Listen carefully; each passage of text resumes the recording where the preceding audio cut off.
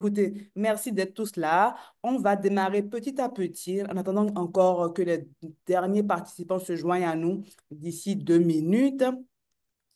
Euh, alors, Marlène, on va faire un petit exercice qu'on aime bien faire dans la masterclass, nous, en attendant que les derniers participants se joignent à nous. Donc, je vais demander aux équipes de mettre Marlène en plein Zoom. Je vais arrêter le partage d'écran. Je veux qu'on mette le Zoom, le focus sur Marlène uniquement durant ces 2 prochaines minutes pour le moment brise-glace. Le moment brise-glace. Ok. Très bien. Voilà, le zoom est sur Marlène, elle est en plein écran. Marlène, on a 3 questions pour toi. C'est 3 questions pour te découvrir autrement que ce qu'on peut voir sur Internet, tout ce qu'on peut voir sur ton parcours, qu'on peut connaître. Là, c'est 3 questions un peu décalées. Mhm. Première question, Marlène. Quelle est la ou les principales leçons apprises de ton parcours? Une. Alors, ok. Une leçon, c'est vraiment, si je dois répondre du parcours, c'est être flexible et adaptable.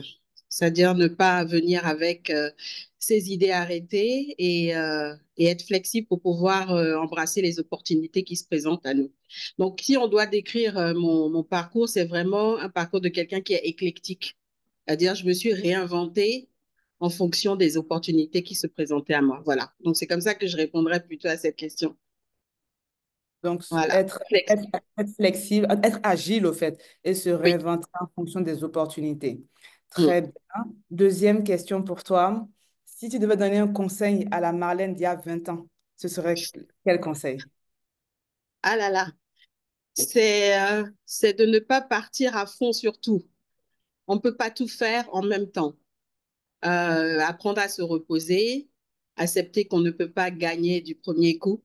Ça a été la Marlène d'il y a 20 ans. C'est-à-dire que, ben, avec un peu de maturité, on comprend que les erreurs sont nécessaires et elles font grandir, mais au début, on ne le comprend pas. J'aurais aimé avoir ce conseil. Voilà, Donc, si je peux résumer, on peut dire choisir ses batailles c'est et ça. accepter de faire des erreurs. C'est ça. J'aime bien le accepter de faire les erreurs. C'est quelque chose qu'on n'entend pas souvent. Non, Euh, Tu vois, on va entendre que les erreurs, oui, les erreurs font partie du parcours, mais il faut pouvoir les accepter, les assumer. OK. c'est ça. C'est pas facile. Là, c'est pas une question, mais c'est une sous-question que tu me donnes du coup. Est-ce qu'il y a Ouais. une erreur principale qui a marqué ton parcours que tu veux bien nous partager? Ah, un événement, Ah non, une erreur. une erreur. Ouh là là, une erreur, oui. Je vais quand même prendre cette erreur. Elle est récente, elle est récente. Pourtant, on pense avoir grandi dans son parcours. C'est repartir sur un projet quand on est déjà fatigué. Foncer quand même, alors qu'on s'est dit, bon, ben, j'ai travaillé, je sais que je ne dois pas choisir toutes les batailles, mais c'est pousser un projet, repartir sur un projet alors qu'on n'a pas les capacités d'aller jusqu'au bout. On pense les avoir et en réalité, c'est le projet de trop. Ça a été dans les data centers, par exemple, parce Tu le que je sais bien. pensais utile, mais la réalité, c'est que j'ai pas considéré à personne. C'est-à-dire que je n'ai pas regardé ma réalité. Je me suis dit, oh, je peux le faire, c'est pas difficile. Et en fait, j'étais déjà fatiguée, assez fatiguée. Donc, voilà, ne pas m'écouter, ne pas me mettre en premier avant de prendre une décision et d'enchaîner, d'enchaîner, d'enchaîner. Voilà, ça a été une erreur. Ben, elle est récente, hein, et pourtant, ça fait 25 ans que je travaille, plus de 25 ans. On Ah apprend. ouais, Voilà. on a tout à fait. Troisième et dernière question brise-glace. Si tu étais un animal, tu serais lequel et pourquoi? Ah, moi, mon animal préféré, c'est l'aigle. Bon, L'aigle. peut-être parce que je suis aussi l'aînée d'une famille, donc je suis l'aînée de cinq et je me considère vraiment comme un aigle. Un aigle, c'est un animal qui voit la trajectoire finale et qui colle, donc il colle pas ses aiglons et puis de là-haut, il voit en perspective ce qui se passe et quand ça va pas, il redescend pour repêcher la personne qui souffle, la soigne et la remet sur sa trajectoire. Donc moi, j'aime beaucoup cet oiseau, l'aigle.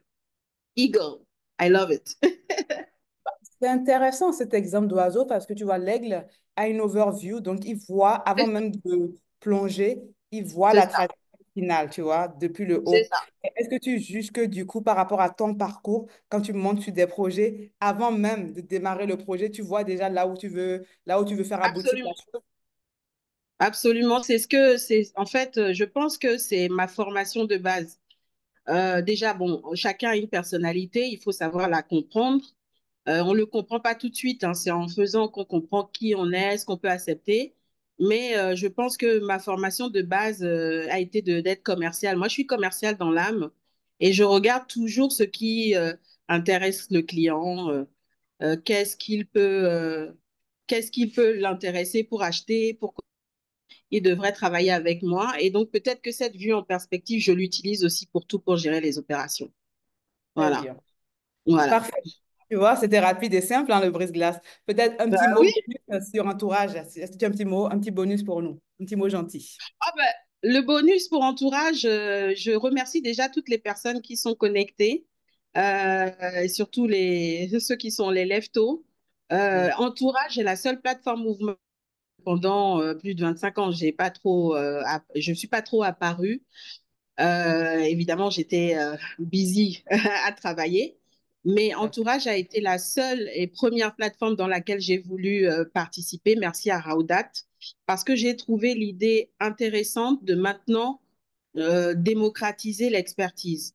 Je trouve que après le parcours de chacun, il y a un moment pour tout. Il y a un moment pour faire et un moment pour partager. Et Entourage est une innovation en Afrique connaît les Oprah Winfrey, on connaît les Michael Jackson avant. Bah, bref, on a des. Je sais pas que je me dis qu'on est comme ça, mais j'aimerais que tout le monde se dise que Entourage est un endroit safe dans lequel, avant de prendre une décision, il y a toujours un expert qui connaît ou qui a déjà essuyé les plâtres avant vous. Et c'est ne pas perdre de temps à aller chercher des informations à droite, à gauche. Je sais qu'il faut prendre le temps de prendre des rendez-vous occupés, mais venez avec vos questions. Et c'est aujourd'hui l'objectif de la masterclass pour moi, c'est que vous me connaissiez mieux et savoir si les questions que vous aviez, vous pouvez me les poser à huis clos et je peux travailler dessus avec vous. Je suis vraiment reconnaissante à Raudak d'avoir créé cette plateforme de problem solving, surtout pour le continent. Merci, merci, merci Marlène pour ces gentils mots sur entourage et merci pour d'être prêtée à l'exercice du brise-glace. On va démarrer la masterclass progressivement et les dernières personnes vont nous rejoindre en cours de route. Je vais Mm. partager mon écran. Tu me dis si tu vois bien mes slides. À Oui, nouveau, très bien. oui, Donc, je vais prendre 2 minutes pour me présenter Entourage pour cette nouvelle audience, hein, parce que chaque semaine, l'audience varie en fonction des experts et tout le monde ne connaît pas forcément ce qu'on fait sur Entourage. Donc, je vais embrayer sur tes gentils mots sur Entourage pour justement clarifier encore plus pourquoi est-ce qu'on fait ce qu'on fait sur Entourage. Donc, mesdames et messieurs, je suis Raoudat Aminou. Je suis la fondatrice d'Entourage et aujourd'hui, on est là pour vous. Si vous avez un projet ambitieux pour le continent, sur le continent, mais vous ne savez pas par où commencer, ne cherchez plus. Vous avez l'ambition, nous avons les experts. C'est ce qu'on a fait avec Entourage. On a mis en place une plateforme avec les experts pour démocratiser, hein, comme disait Marlène, l'accès à l'expertise de premier plan. Voilà quelques échantillons de visages que vous reconnaissez sûrement. C'est des visages d'experts qui sont reconnus comme les meilleurs de leur domaine aujourd'hui en Afrique. C'est des experts qui travaillent et qui maîtrisent la complexité de notre continent et qui sont ensemble aujourd'hui, qui ont aujourd'hui accepté une mission qui est d'accélérer votre trajectoire à vous en Afrique.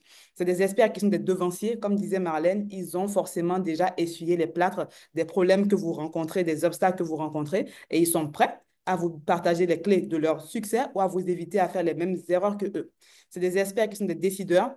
La majorité sont des chefs d'entreprise, des dirigeants qui sont en capacité aujourd'hui de vous apporter des opportunités. Et enfin, c'est des experts qui sont des facilitateurs qui peuvent vous connecter à la bonne personne, à vous apporter la bonne information pour accélérer votre trajectoire en Afrique. Tout se passe sur www.entourage.africa. C'est une plateforme donc, qu'on a mis en place avec notre réseau d'experts. Aujourd'hui, on compte 75 experts de premier plan sur la plateforme qui ont plus de 20 ans d'expérience sur le continent. En moyenne, c'est 30 secteurs qu'ils couvrent à eux tous et ils ont travaillé dans plus de 36 pays sur l'Afrique. Et comme je le dis, ne cherchez pas, par rapport à votre problème, nous avons forcément l'expert sur la plateforme à travers leurs différentes expériences. Ils sauront répondre à vos questions. Et 50% de nos experts reversent leurs gains à des associations. Tout se passe sur www.entourage.africa. Le lien est dans le chat pour ceux qui aimeraient aller jeter un coup d'œil sur notre échantillon d'experts et leur niveau d'expertise. Concrètement, qu'est-ce qu'on fait avec la plateforme? Cette plateforme, on vous la met à disposition pour vous permettre de réserver des appels vidéo payants de 30 minutes à 60 minutes avec ces experts de premier plan qui évoluent en Afrique, pardon, et qui peuvent vous apporter des conseils personnalisés sur votre cas, votre problématique, afin de vous aider à développer votre carrière ou votre entreprise en Afrique. C'est des experts qui sont d'habitude inaccessibles, très occupés, mais qui jouent le jeu aujourd'hui en consacrant en moyenne 1 heure par semaine. Grâce à ça, vous obtenez des conseils personnalisés et concrets sur votre cas à vous. Et enfin, vous atteignez vos objectifs rapidement et facilement. Et ça marche déjà. On a une offre d'accompagnement avec tous nos experts. C'est une offre en 3 piliers. Premier pilier, préparation stratégique avec l'équipe entourage pour nous assurer que votre problème peut être résolu par nos experts et vous aider à identifier le bon expert. Deuxième pilier, un échange d'1 h 15 en tête-à-tête avec les experts pour avoir des réponses à vos problématiques. Ces sessions sont bien préparées en amont par nos experts parce qu'ils reçoivent une fiche sur votre problématique à vous. Et troisième pilier, 2 mois de suivi personnalisé avec l'équipe entourage et moi-même pour nous assurer que vous arrivez à mettre en pratique les conseils de nos experts. Cette offre d'accompagnement a bien sûr un coût. Ça s'évalue entre 200 € et 300 € en fonction de l'expert et ça vous permet d'aller beaucoup plus vite dans vos projets professionnels et entrepreneuriaux. Et ça marche déjà. Il y a plusieurs parcours qui ont été transformés sur Entourage. On le voit sur les évaluations que les clients mettent sur les profils des experts. Et les clients nous disent, après des échanges avec nos experts, ils se sentent plus boostés, éclairés, capables d'oser plus pour aller plus vite sur leur projet en Afrique. Et tous les samedis, pour démocratiser encore plus l'accès à l'expertise de premier plan, nos experts jouent le jeu et gratuitement, ils viennent vous former, nous former sur la thématique d'expertise. Et ce samedi, c'est Madame Marlène Kinifozuno qui nous fait l'honneur de nous former et nous sensibiliser sur son expertise, comment est-ce qu'on structure ces opérations en Afrique sans casser l'humain, méthode terrain et leadership d'impact. La session et la vidéo sera bien sûr disponible sur YouTube dès demain pour ceux qui souhaitent la revisionner à tête posée. Marlène, la parole est à toi. Merci, merci, merci, Raoudat. Alors, j'ai préparé quand même quelques petites slides et Raoudat va m'aider Tout à fait. à vous les passer. Alors, c'est pas mourir par le PowerPoint, hein. Je vous passe ces slides parce que c'est important. J'aimerais vous montrer ma vraie vie. Je profite en fait de cette plateforme pour vous montrer les photos de ma vraie vie. Je voudrais rester un peu sur celle-là parce que pour répondre à la question posée, vous avez en face de vous, sur la gauche, ce qu'un directeur général fait. Il regarde sur sa tablette ses KPIs tous les jours et voir un peu où on en est au niveau des opérations. Et voici la réalité qu'il a aussi avec tous les employés d'une entreprise. Vous arrivez un matin, ça m'est arrivé en réalité, vous verrez qu'il y a écrit que le directeur général de la société Orange et Helios Towers, Kinshasa. En RDC, en fait, c'est une personne désespérée qui n'a pas été payée. On les appelait les bailleurs dans le métier dans lequel j'étais, dans les Tower Co. Et je veux que vous vous épanchiez un petit peu sur ça. Je voudrais vous parler de la dimension humaine. Évidemment, on veut parler d'opération et d'exécution, mais c'est ça la dimension humaine. C'est-à-dire qu'il y a les chiffres, mais il y a aussi la réalité. Et pourquoi ce monsieur n'a pas été payé parmi tant de bailleurs? C'était nos cauchemars tous les jours. On n'avait pas de système, on a loupé son paiement et on a des systèmes qu'on appelle P2P, procurement to pay, dans les achats. Et nous n'avions pas ce système, nous fonctionnions de façon manuelle dans une opération qui pesait 150 millions de dollars par an. Et donc, c'est typiquement ce que vous pouvez voir en arrivant le matin au travail et vous êtes obligé de gérer une opération avec le cœur.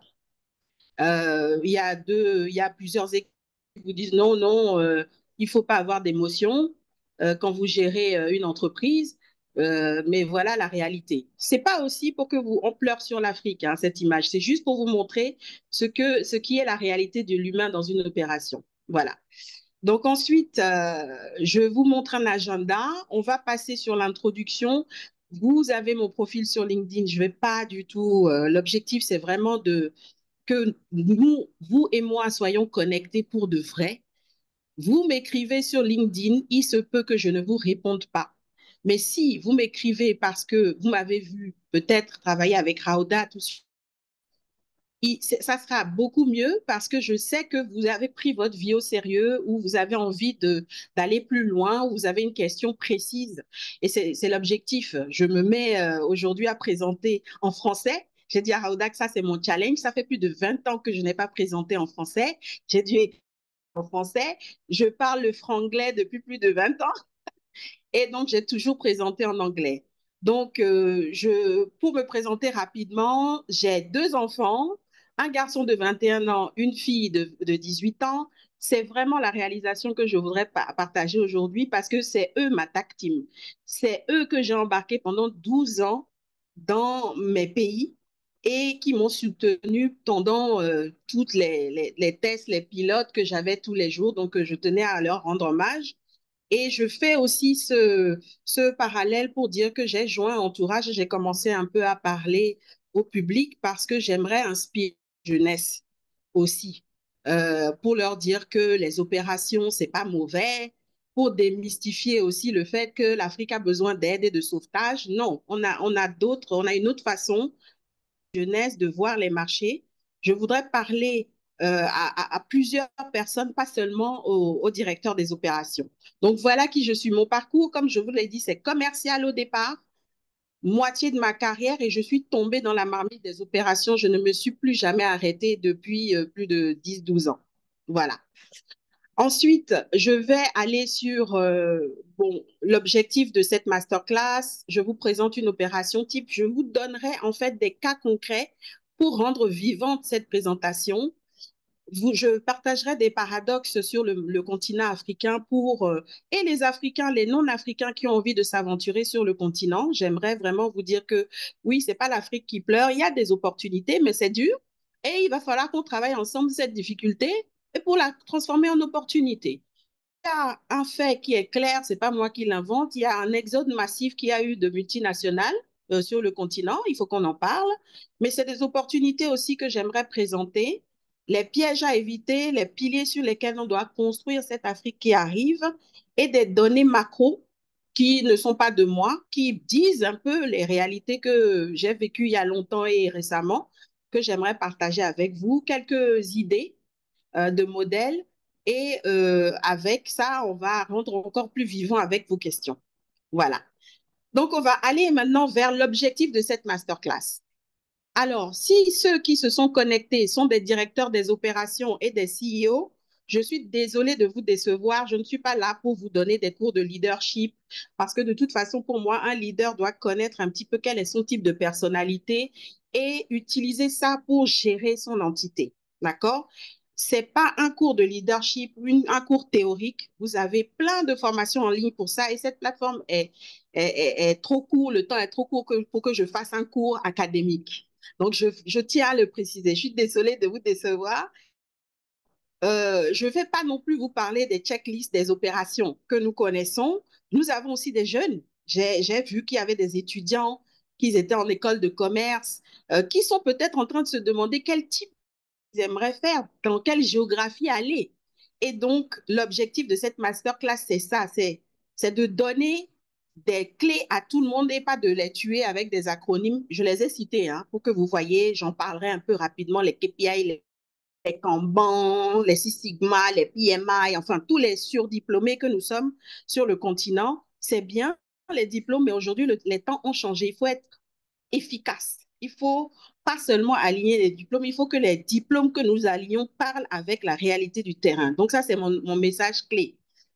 Ce que vous allez retenir, c'est des retours terrain. Parce que cette présentation, ce n'est pas que Marlène qui l'a concoctée. J'ai été parler avec mes anciens camarades, mes nouveaux camarades, des managers, des start-upers, des jeunes, pour essayer de rendre ce tâche un peu moins structuré sur juste une gestion d'opération. D'accord? Donc, je vais partager mon expérience, mais je me fais le porte-voix aussi de d'autres collègues et vraiment de l'écosystème. Ensuite, aborder avec vous des solutions concrètes. Voilà. Donc, allons dans le vif. Voilà ce que c'est qu'une opération. On dit qu'une opération C'est une entité légale. Euh, Si on veut donner des figures académiques, je vais quand même en parler en vrai. Un directeur général, il gère une filiale. Voilà. La filiale d'un groupe qui a investi dans un pays en Afrique, peut-être dans deux, trois, quatre filiales dans le même pays au Nigeria. J'ai fait face à ça. J'avais plusieurs filiales qui étaient construites dans le pays. Mais voilà, ça ressemble à ça, une opération. Et cette masterclass, ce n'est pas seulement pour parler au directeur des opérations, pas du tout, ni aux directeurs généraux. Parce qu'une opération, ce n'est pas le logisticien, ce n'est pas le directeur des opérations, c'est l'affaire de tous les métiers d'une opération. Donc, quand vous avez une entité légale, elle ressemble souvent à ça. Vous trouvez la même chose en Europe, en Asie, partout, ça ressemble à ça. Vous avez un client qui a demandé quelque chose, on a un produit, un service à lui livrer en un temps donné et on construit une entreprise. Donc, une opération, pour moi, c'est un business, c'est une entreprise. Sauf que légalement, c'est l'entité légale peut-être d'un groupe qui s'est installé sur le continent africain. C'est ce qu'on trouve souvent. Et on est drivé par les plus et les moins. Quand on dit PNL, Profit and Loss, on aime ça. Les directeurs généraux, on ne fonctionne que par ça. Et mais pour moi, en fait, c'est du plus et du moins. Considérez ça comme du plus et du moins. Je parle aussi aux jeunes et aux startups. Et on regarde les dashboards qui sont les tableaux de bord avec les indicateurs de performance pour voir, pour livrer nos clients et faire de l'argent. En bas, la particularité de notre compte, c'est que trop souvent, on a été vu comme, je trouve que le continent a été vu comme, c'est un peu comme une vache à lait. C'est-à-dire on ouvre des filiales pour pousser des process et pour remonter des devises. Donc, la particularité d'une opération en Afrique, ce que moi j'ai et d'autres collègues aussi, c'est on a du cash, donc ça, vous trouvez ça dans tous les pays, mais là, le cash chez nous, c'est différent. C'est remonter des devises. On vend des produits, on vend des services dans un pays. Par exemple, je vends du ciment au Nigeria. Je suis payé en Naira par sac. Et mon objectif à moi, c'est de remonter ces Naira chef en dollars, en euros, parce que les investisseurs ont investi il y a 60 ou 70 ans au Nigeria. Et moi, en tant que directeur général, mon stress et mon travail principal, c'est de gérer l'inflation, de gérer la remontée de devises pour que les actionnaires, les dividendes soient remontés. Ça, c'est un modèle de cash qui est devise pour les Africains. Le deuxième, qui est encore plus que m'a partagé un autre collègue, c'est que maintenant, les groupes empruntent de l'argent localement, en AERA, en CFA, dans des banques que nous connaissons, les BOA, les Aura Bank, toutes les banques qui ont pignon sur rue dans la plupart de nos pays, les Stanbic, les Standard Chartered, ils empruntent de l'argent localement en devise locale, investissent dans l'opération, et une fois qu'on a produit de la valeur en vendant à des excédent, on nous met la pression pour remonter les devises. Et ça, c'est quelque chose que j'aimerais passer comme information. Donc, à nous maintenant, à payer les dividendes en monnaie Forex. Ça, c'est une chose de l'Afrique. La deuxième particularité d'une opération en Afrique, c'est la logistique et les infrastructures. On a un client, on doit le livrer. Je donne un petit peu un cours pour les jeunes étudiants. Lorsque une vente est comptée comme une vente, elle doit être livrée. Soit un produit, soit un service. On ne peut pas dire financièrement que vous avez livré si, voilà, on ne peut pas compter ça comme une vente en finance si vous n'avez pas livré. Donc, l'objectif, le deuxième, c'est la logistique. Comment c'est challengeant sur notre continent. Des fois, nous n'avons pas de route. Des fois, nous n'avons pas les infrastructures qu'il faut vraiment aménager la gestion d'opérations côté logistique et infrastructure. Et enfin, on parle des humains. À la fin, les humains, c'est les employés, c'est les unions, les syndicats, les régulateurs, c'est le gouvernement. Donc, je mets tout ça dans la cage humain. On passe à la suite pour qu'on rentre dans le vif du sujet. Le vif du sujet, pour moi, c'est de vous partager des cas concrets, comme je vous ai promis. J'ai travaillé dans plusieurs opérations. Je suis tombée dans la marmite des opérations grâce à BlackBerry. Donc, je vais vous partager trois verticaux dans lesquels j'ai travaillé. Les télécoms, les towercos, c'est un peu aussi des télécoms, mais c'est l'infrastructure et le ciment. Donc, on va passer au premier cas concret, qui est la marmite des opérations, la première que j'ai connue. Donc, pour revenir à la question de Raoudat au début, qu'est-ce que je peux, comment je peux me décrire? C'est ça. Ce que j'ai vécu, c'est tout le temps l'agilité, m'adapter à ce que je trouve sur le terrain. À l'époque, BlackBerry, c'était le téléphone, le smartphone à la mode. Dans le Gotha, tous les patrons, les commerciaux, les VP avaient des BlackBerry. Et cette société, je l'ai jointe quand il n'y avait pas tout ça. C'était start-up. Donc, on était 10. J'ai été recrutée en France. On avait même donc, on a pris des bureaux, on va dire des coworking, et arrivé au moment de la start-up. Cette start-up s'est développée très vite. Et donc, dans le monde, il y a 20 000 personnes, 70 millions d'utilisateurs qui avaient un BlackBerry dans la main et qui avaient de la data activée. Donc, ça, c'est pour vous donner un peu un picture. Maintenant, je vous présente cette photo où vous voyez Barack Obama qui nous a fait une bonne pub gratuitement. Vous voyez le marché africain du Nigeria et vous voyez des opérateurs que certains connaissent. MTN qui est très connu sur le continent. Pour ceux qui ne sont pas africains, mais qui connaissent MTN, ils sont présents dans 16-17 pays. C'est vraiment le gros opérateur sur le continent. Et vous voyez des téléphones de tout type. La prochaine, je vais vous montrer la petite histoire des opérations, la mienne. Comment je suis tombée dans cette marmite. J'arrive en Afrique, je suis le premier employé de BlackBerry. L'Afrique n'était même pas dans le radar parce que, bon, on était présent dans tous les pays, on n'avait même pas de plan sur l'Afrique. Donc, on avait une équipe au groupe au Canada qui vendait internationalement de BlackBerry et qui avait 4 clients, les opérateurs historiques. MTN, Vodacom, Etisalat à l'époque, Airtel, Zain, enfin Zain et Econet pour ceux qui étaient là à l'époque. Et en 5 ans, je découvre en arrivant qu'on avait vendu 13 000 BlackBerry avec de la data. Mon mandat à moi en arrivant, en étant le premier employé de BlackBerry au forceps, hein, c'est moi qui ai proposé le job, c'était de démontrer au groupe qu'il y avait du potentiel en Afrique. Mais je ne comprenais pas comment le Nigeria, un pays qui avait des millions d'abonnés en voix, n'avait pas vendu de BlackBerry, surtout MTN. Donc, je suis venue sur le marché faire mon enquête et c'est là que j'ai découvert ce qu'on appelle une opération. Je vais à ma réunion habituelle chez MTN, je rentre dans ma voiture, je suis frustrée et mon chauffeur me dit, Madame, vous vendez des téléphones à la mode là qui sont BlackBerry. Vous savez, vous connaissez Computer Village? Je dis non. Il me dit, c'est un grand marché, le plus grand marché africain d'électronique et qui est au Niger. Il disait ça avec une fierté.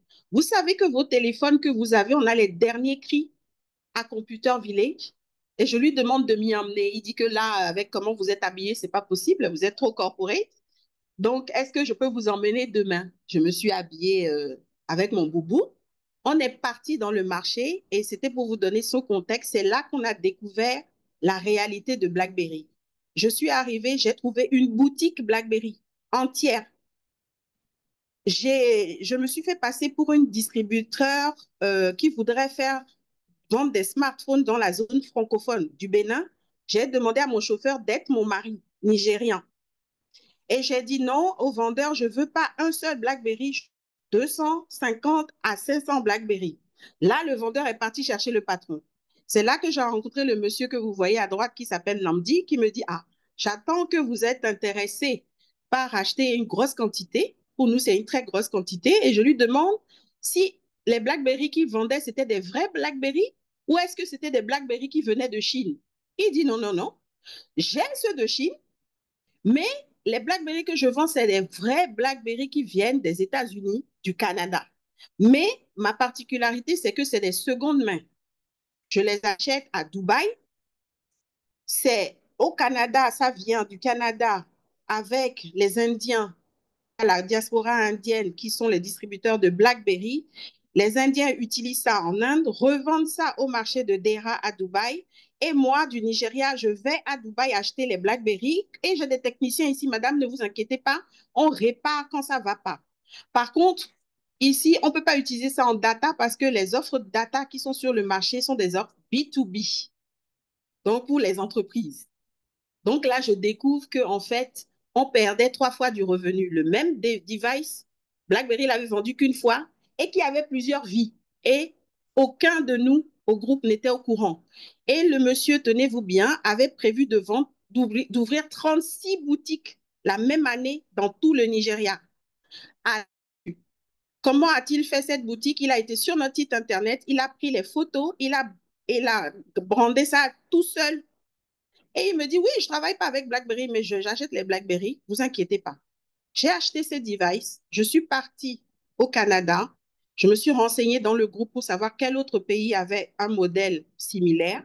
J'ai trouvé la Colombie et j'ai présenté avec d'abord les devices.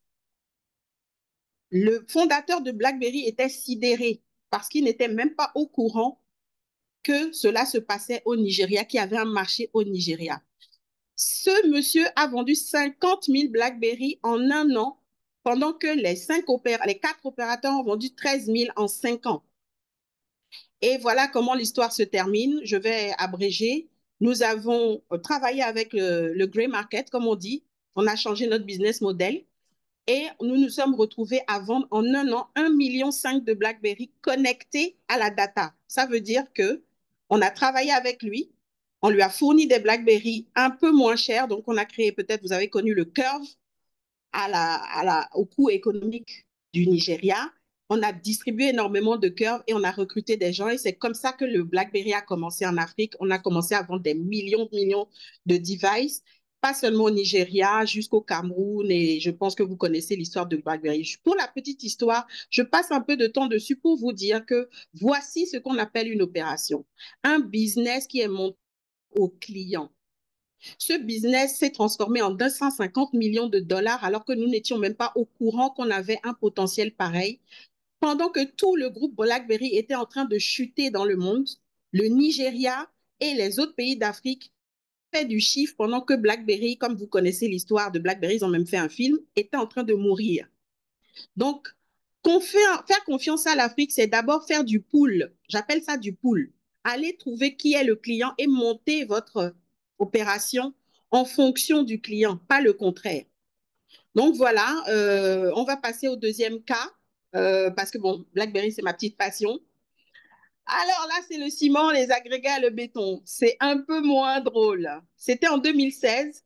J'arrive au Nigeria. On me demande de venir gérer la fonction commerciale.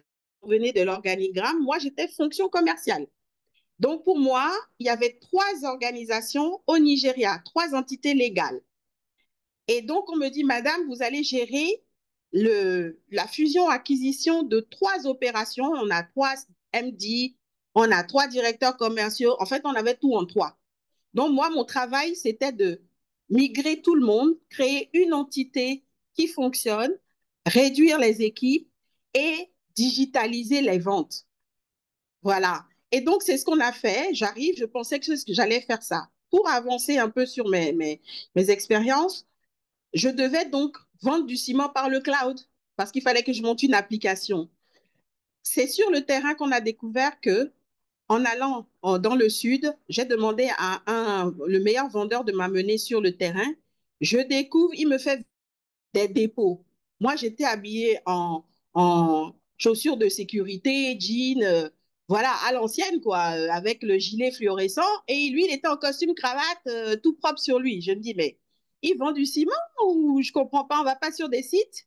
Eh bien, je découvre qu'en fait, nos clients, c'est des distributeurs.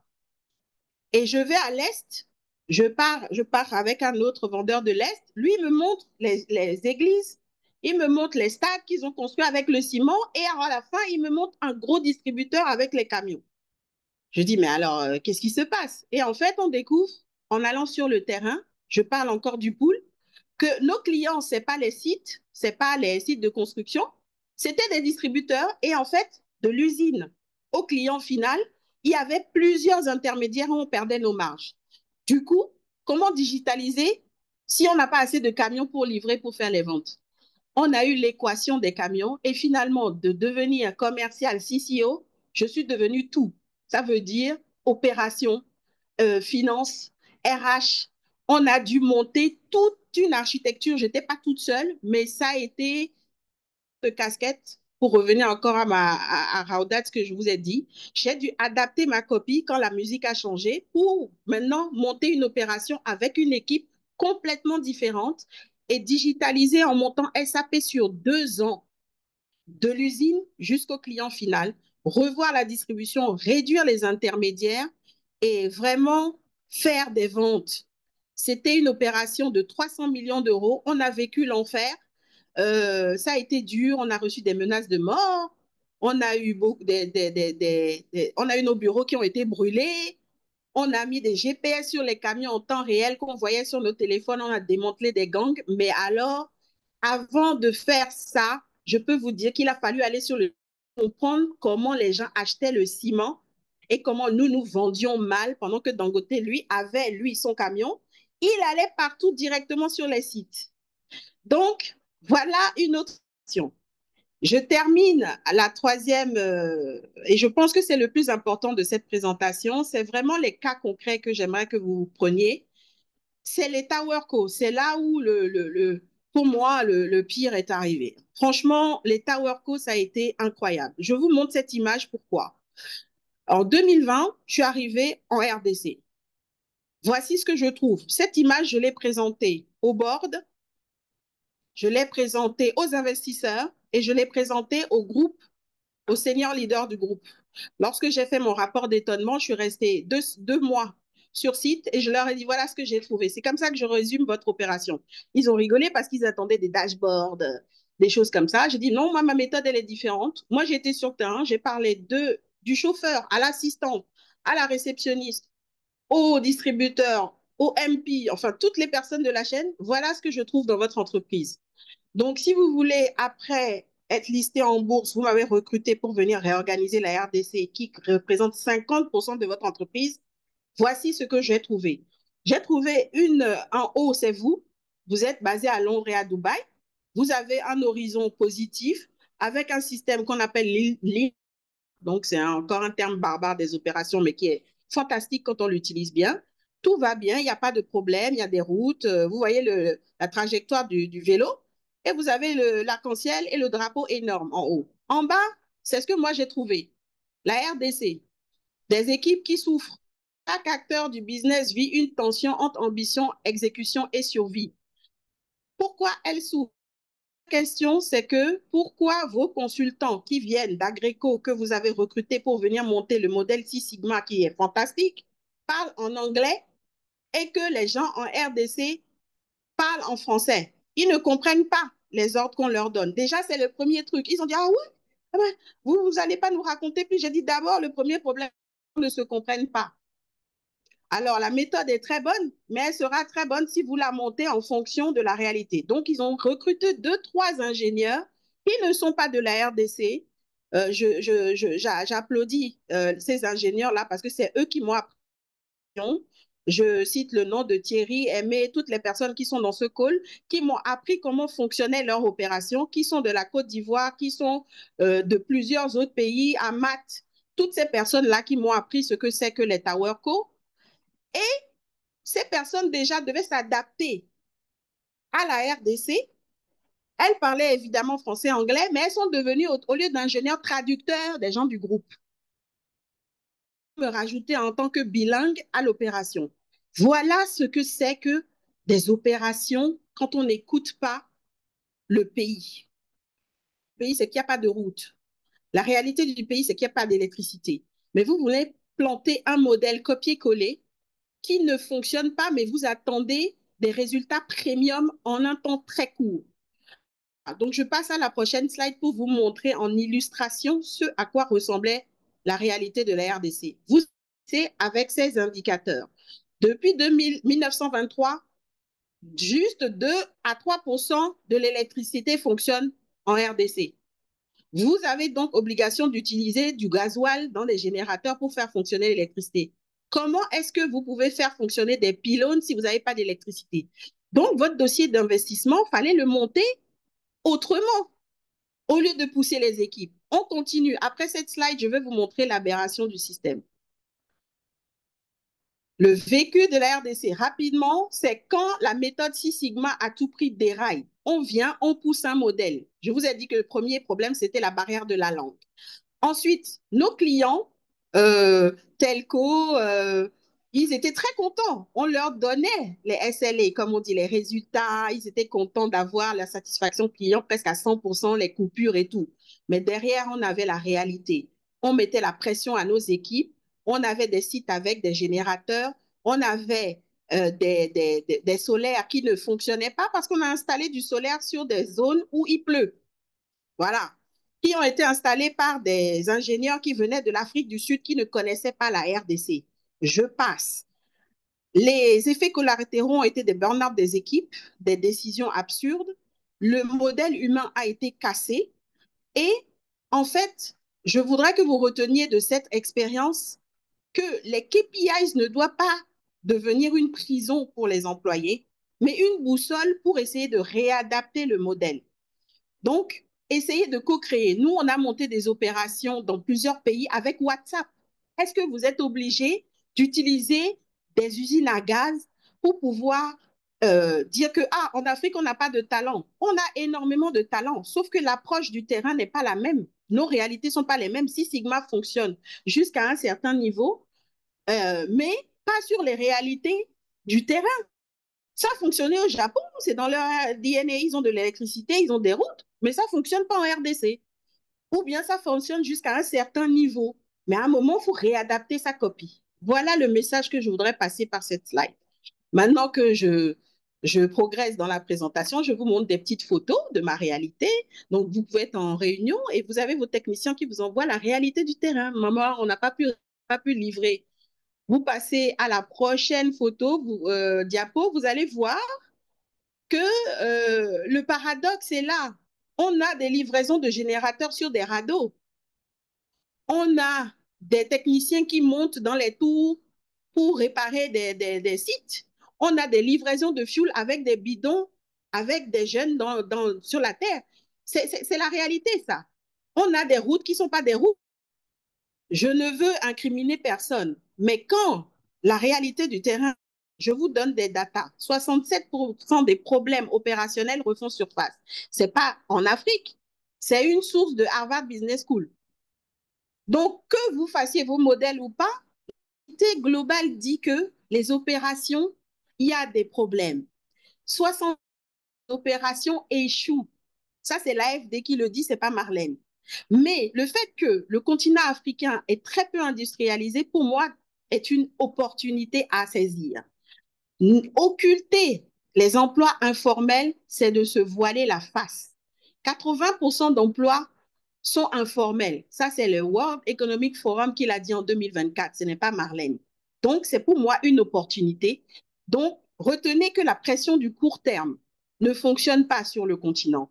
Comment Amazon, Microsoft s'est fait en 70 ans, 80 ans, et eux sont capables d'accepter les erreurs et viennent sur le continent africain pour dire non, les erreurs ne sont pas autorisées. En 3 ans, nous devons avoir le payback. Il y a un problème. Donc, la réalité, c'est qu'il faut comprendre le terrain, écouter les gens du terrain. On poursuit et je vais essayer de conclure parce que je regarde aussi le temps. Je vous ai parlé de l'exode. La preuve en est que, regardez, la plupart des multinationales qui sont là sont en train de partir. Soit elles sont là depuis 70 ans, 80 ans. Moi, quand je suis arrivée chez Lafarge, ils étaient là depuis 60 ans. Et ce qu'ils ont fait, c'est qu'ils ont écouté le marché. Ils ont fait plusieurs essais. Heureusement qu'ils ont écouté le marché. Aujourd'hui, ça fonctionne toujours. Mais il y a des sociétés qui n'ont pas tenu parce qu'ils n'ont pas relocalisé les chaînes de valeur. Ils n'ont pas compris. Vous avez beaucoup de DG qui n'ont pas de pouvoir en Afrique. Beaucoup de managers frustrés qui font que du push. On leur dit fais ça, tu fais ça. Alors qu'en réalité, si vous écoutiez un petit peu les réalités du terrain, il n'y aurait pas autant d'exode et les emplois ne seraient pas gaspillés. Donc, on a eu des départs massifs au Nigeria récemment. Et puis, vous connaissez le départ de PwC. C'est vrai que beaucoup de facteurs, mais c'est quand même important de mentionner que depuis 2018, il y a quand même des grosses pointures qui sont en train de partir du continent. Ce n'est pas parce que c'est négatif, ce n'est pas parce que le mode... Donc, on poursuit. Et là, je vais essayer de conclure avec une image un peu ludique. J'aime bien les images. C'est que vous connaissez cet adage de Einstein qui dit que La folie, c'est de continuer de faire la même chose et d'attendre les mêmes résultats, de différents résultats. Et ça, j'aime beaucoup rappeler ça.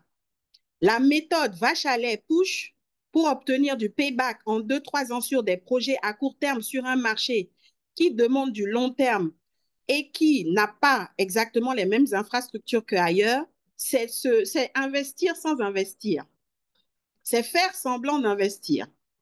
Et donc, le copier-coller ne fonctionne pas, les réalités socio-économiques ignorées ne fonctionnent pas, et ne pas responsabiliser les équipes ne fonctionne pas parce qu'aujourd'hui, entourage, nous avons plein de managers qui nous appellent pour nous dire, nous avons ça, j'ai ça dans mon entreprise, comment est-ce que je fais?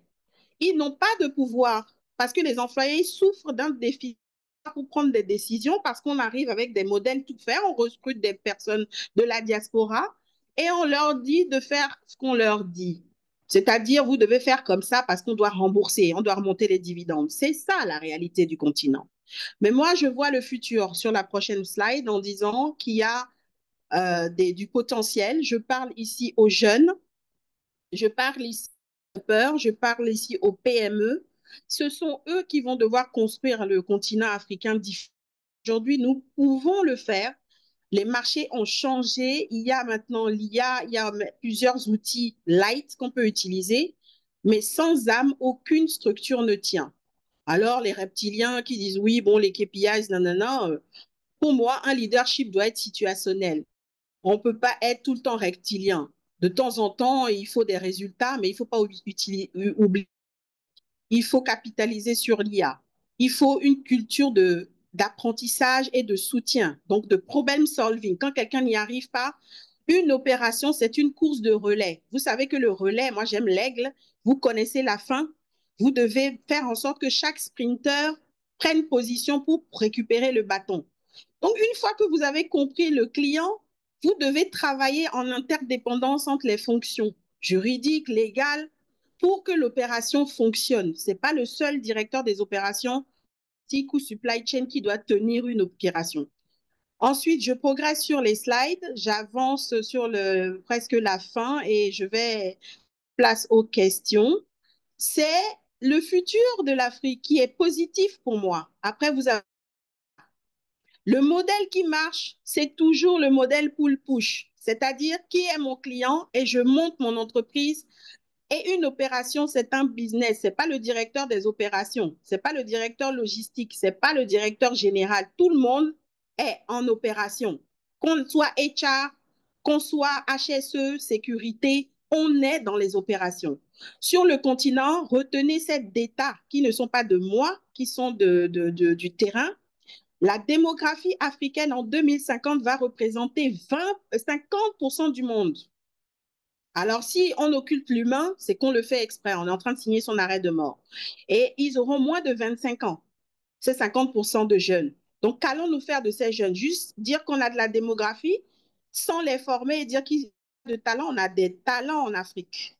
Donc, 50% de la jeunesse mondiale sera africaine. Les 90% des entreprises en Afrique, pour moi, ce sont des opportunités à ne pas occulter. Les investissements qu'on est arrivés aujourd'hui viennent aussi de Middle East en ce moment. Et les Middle East s'intéressent au continent africain parce qu'ils ont une approche. Les Chinois, les Indiens, qu'on le veuille ou non, on va devoir faire des partenariats de personnes qui comprennent les réalités du terrain. Donc, je trouve qu'on a une opportunité à saisir là-bas. Et on a une croissance économique plus élevée qu'ailleurs.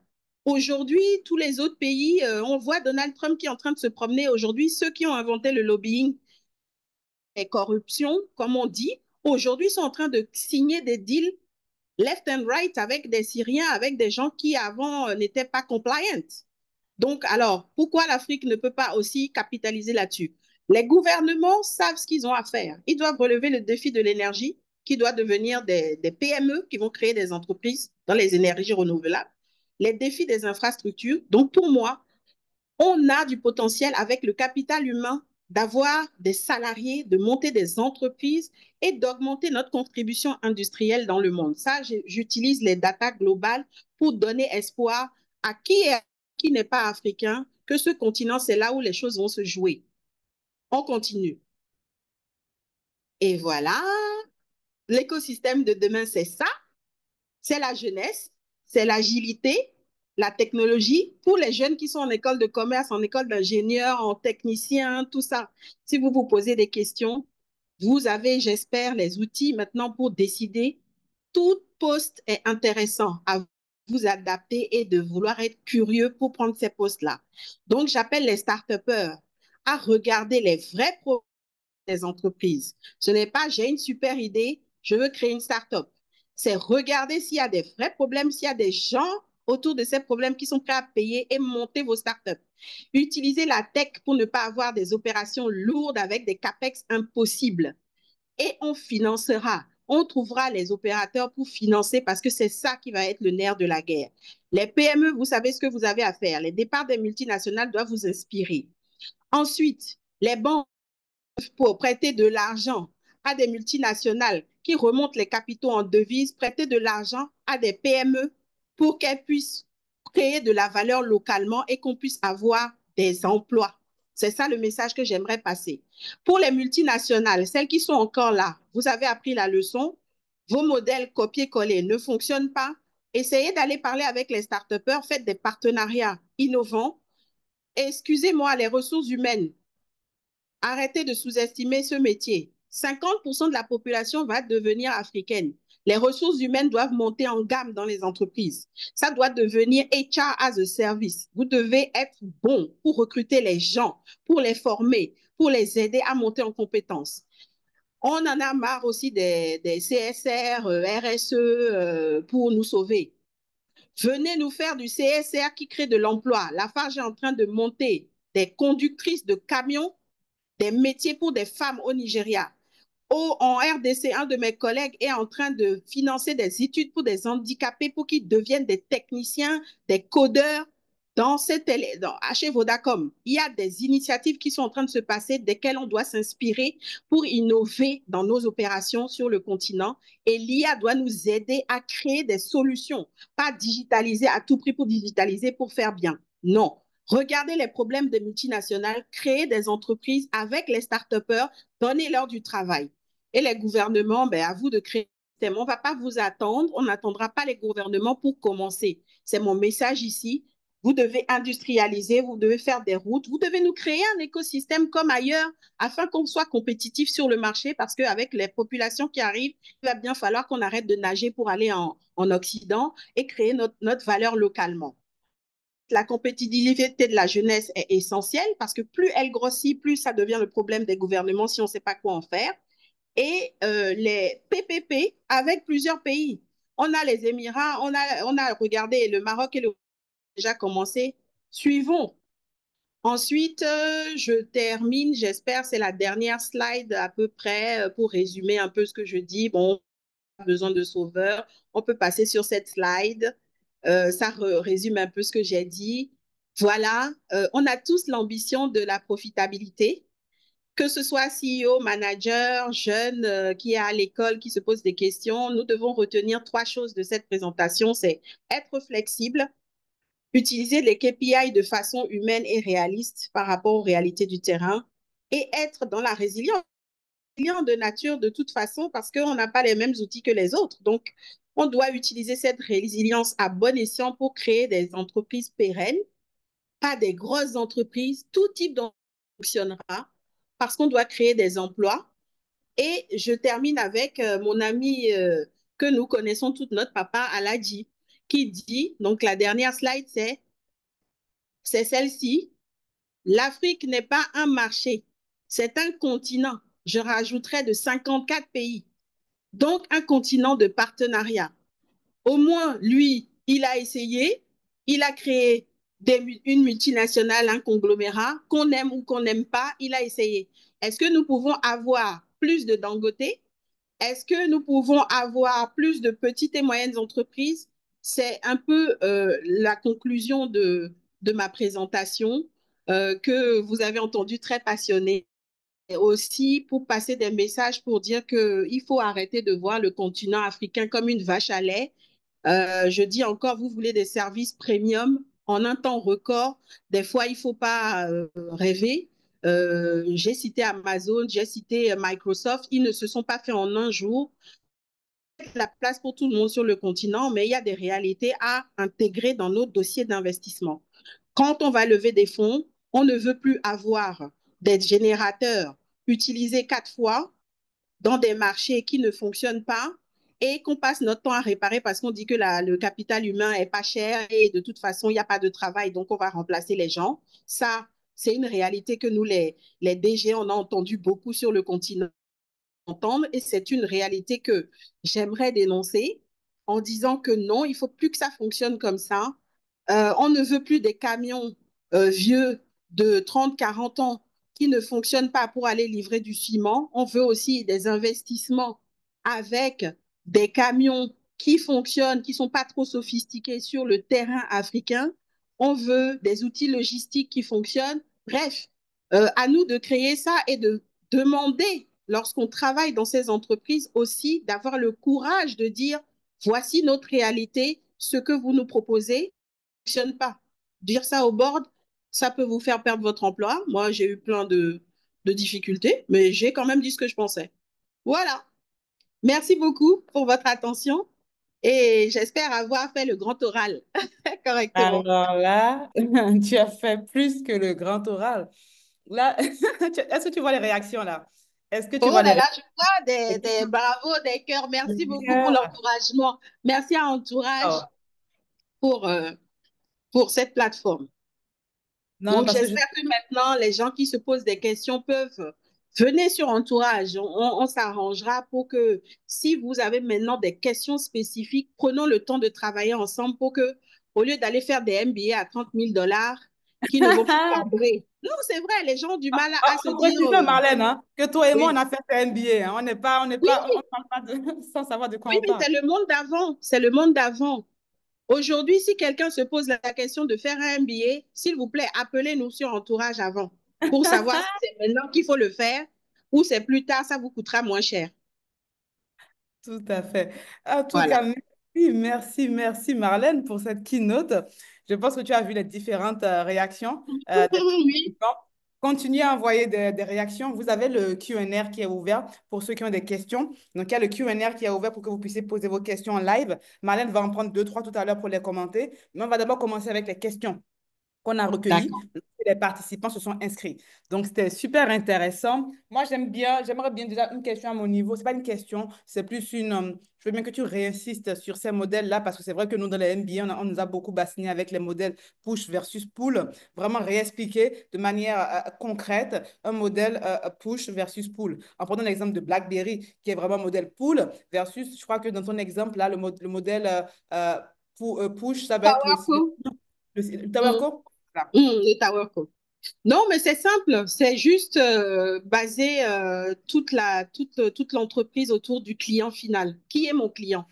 Moi, j'ai eu une formation commerciale et peut-être que j'ai un peu une déformation. Le commercial vous permet de savoir si vous allez gagner du revenu, que vous soyez un jeune qui a l'ambition d'ouvrir une entreprise ou une PME qui est en train de fonctionner. Vous ne devez pas oublier le client final. Quand vous êtes HR, quand vous êtes logisticien, quand vous êtes financier, peu importe le métier que vous tenez dans une entreprise, vous devez décliner le besoin client final à votre métier. Et donc, pour moi, le pool, c'est ça, c'est commencer par le terrain, donc le client pour lequel l'entreprise a été construite, et revenir faire un reverse engineering, si je peux dire ainsi, à votre entreprise et la distribution que vous allez faire, comment vous allez servir le client, les services que vous allez leur apporter. Trop souvent, vous trouvez dans les entreprises les fonctionnels qui viennent vous voir, par exemple, quand vous êtes gestionnaire donc d'ensemble de profits, pour pas dire CEO pour faire peur aux gens. On a, par exemple, le directeur des opérations qui vient se plaindre que le financier n'a pas payé le supplier. Mais normalement, si vous compreniez vraiment l'enjeu global du client, vous n'avez pas besoin de venir faire un arbitrage chez votre DG pour comprendre que dans une entreprise, le client est ce que vous devez regarder et que vous devez être interdépendant par département. C'est pas moi, je suis dans un silo, vous devez être interdépendant. C'est vraiment une course. C'est le travail d'un CEO d'aligner tout le monde sur une vision globale. Le client est global, il a ce besoin, on a produit telle chose ou on a un service et donc chaque département doit s'adapter à ce que nous allons livrer pour générer le revenu. Voilà, c'est si je peux faire ça en rapide, Rapide. voilà. Et tu vois, ça s'assimile à, je sais plus, quand on a eu une masterclass où j'ai parlé à un expert il y a quelques temps et il me disait la même réflexion, mais du point de vue du marketing et de la vente. Il disait, il n'y a Oui, pas de département marketing de son entreprise. Tous les départements, tous les salariés doivent vendre le produit. Donc, il n'y a absolument. pas un marketeur qui vend, même le comptable, même le CFO doit être le vendeur, en fait. Donc, c'est un petit peu ce que tu dis avec le fait qu'il n'y a pas de département opération. Tout Non. le monde peut mettre la main dans le cambouis pour répondre aux C'est vrai, besoins il des... y a quelqu'un qui maîtrise un petit peu mieux le système logistique, le nombre on a des systèmes, des termes très barbares en finance, les LIFO, FIFO, tout ça. Mais ça, c'est des concepts. Mais quand on regarde une opération, en réalité, nous sommes tous des gestionnaires d'opérations. Dans votre maison, votre foyer est une opération. Vous avez un père, une mère, des enfants, vous avez un budget à gérer, vous avez des coûts, vous avez des personnalités à manager. Mais si vous regardez votre entreprise dans le même sens, mais vous pourrez gérer votre métier sans problème et un HR peut passer demain directeur de la logistique. Moi, c'est ce que j'ai fait quand je suis arrivée au Nigeria. Je suis arrivée, on m'a vendu le CCO, le commercial comme département, mais j'ai dû apprendre l'industriel avec un de mes collègues qui s'appelle Abdel. J'ai dû apprendre le Tower Co avec les ingénieurs comme Thierry, Amat, Alain Renaud. Je cite leurs noms pour les remercier aussi. C'est-à-dire qu'il a fallu que je redescende de mes concepts appris à l'école et regarder le terrain de façon simple. Toutes nos maisons, nous sommes tous des CEO. Si on veut, on regarde les choses réellement. Quand on est père de famille, on est CEO. Quand on est mère de famille, on est CEO. On a l'obligation d'aligner nos enfants vers une vision commune. On a des ambitions pour notre maison. Ayons ce même type de gestion pour les entreprises et tous les CEO. Si vous voulez donner envie aux gens de se lever le matin pour vous suivre, c'est pas dire on doit pousser des chiffres, on doit livrer les SLA, tout ça. Rendez vivants ces chiffres. Soyez moins durs sur les résultats, mais d'abord gagnez les personnes. Vous ne pouvez pas partir en guerre sans une équipe. Ce n'est pas une guerre, hein, mais c'est plus une conquête. Donc, vous avez besoin de comprendre dans l'équipe qui est fort en HR et la meilleure méthode que j'ai utilisée grâce à un de mes patrons que j'ai appris aussi au Nigeria, c'est de gérer les réunions d'équipe par tour. J'ai appris ça d'un de mes patrons. C'est-à-dire que chaque semaine, les réunions d'équipe, c'est quelqu'un d'autre que le CEO qui préside. Donc, ça va être le directeur financier qui va présider la réunion d'équipe. Donner la place à vos équipes de se mettre dans votre siège. Ça ne veut pas dire place. Ça veut dire que vous les mettez en situation pour qu'ils aspirent à autre chose, qu'ils aient une perspective plus grande. Ça ne veut pas dire que tout le monde est capable d'être CEO, mais ça va leur donner, vous allez les jeter en fait en situation et c'est une bonne chose de se mettre un peu en danger.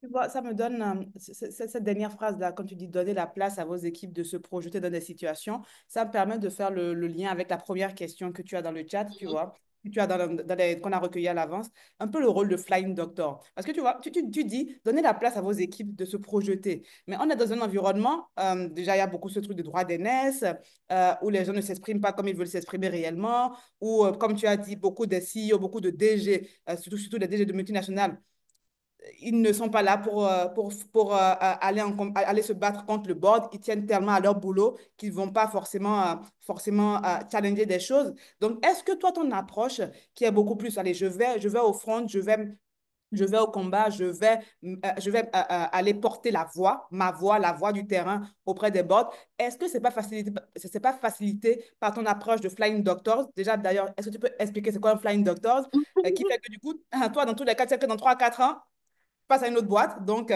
vos bullshit là, ça rentre par là, ça passe par là, mais je vais exécuter ma vision. Voilà. Oui, après, j'ai choisi ce modèle pour comprendre l'Afrique et l'opération parce que bon, moi, je suis une diaspora partie depuis que j'ai 9 ans. Donc, j'ai pas grandi dans la réalité du continent et cette approche d'être un peu flying doctor, venir sur des projets, m'a vraiment permis de connaître différentes industries et de connaître les différents pays. La chance que j'ai eue avec mes employeurs, c'est de voyager dans vraiment 36 pays et de voir que quand on dit qu'un Belge et un Français ne sont pas pareils, c'est vrai. En Afrique, un Ghanéen et un Nigérien ne sont pas pareils, un Kenyan, un Tanzanien ne sont pas pareils. On doit considérer la chose pareille. Donc, moi, le système Flying Doctor, c'est un peu être comme un médecin urgentiste, quoi. Il ne faut pas que ce soit tout le temps. Vous venez pour apporter une expertise et aider les personnes localement. Ça ne veut pas dire, ah, je suis venu sauver les locaux. J'ai entendu ça de la part de certains des membres de notre diaspora, mais toi, tu n'es pas local. En fait, quand tu viens, tu dois te relocaliser. Il n'y a pas de venir sauver les locaux. D'abord, quand on vient, pour moi, c'est d'abord comprendre les réalités du terrain culturel, les us et coutumes. Et le Flying Doctor ne doit pas se faire ad vitam aeternam. Si vous êtes un spécialiste, j'aime beaucoup la logistique parce qu'on parle d'opération. La logistique, c'est notre réalité sur le continent, beaucoup pour les livraisons et pour tout type de structure, sans route, des fois avec des difficultés. Mais si vous êtes un spécialiste de logistique et que vous avez fait le pas ou vous êtes parti dans des pays en Amérique latine qui ressemblent un peu à nos réalités, mais moi, je vais plus vous recruter que quelqu'un qui connaît la logistique sur un marché européen où les choses sont quand même différentes. C'est pas que la personne n'est pas fantastique, mais elle n'est pas cadrable. Elle va pas s'adapter facilement aux réalités de mon problème. Donc, le Flying Doctor, c'est comme un médecin urgentiste qui a une spécialité, qui vient, qui écoute d'abord ce qui se passe et maintenant va dans sa toolbox et maintenant aide les gens à mettre en place des process et s'en va. C'est vraiment, c'est pas le s'asseoir pour faire des slides. Non, on a vu ça aussi. D'accord? Donc, on a vu des systèmes BCG qui sont venus, qui nous ont fait des slides, mais à la fin, on devait faire le déploiement nous-mêmes. Ça nous aide à structurer la direction, mais ça ne fait pas le travail à notre place. Donc, de temps en temps, il faut des aides comme ça, dans le type de Flying Doctor, mais ça ne doit pas être ad vitam aeternam. Voilà.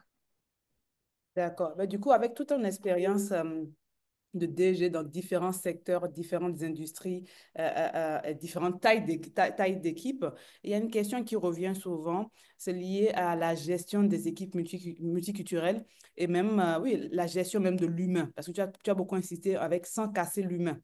Mm. Lorsque les sollicitations s'enchaînent, on te demande, Marlène, comment navigue-t-on entre pression et stress pour rester efficace sans épuiser les équipes? Mm. Déjà, la partie multiculturelle, si je puis répondre aussi en même temps, c'est de dire que ça part de soi. Il faut redescendre au niveau de son environnement.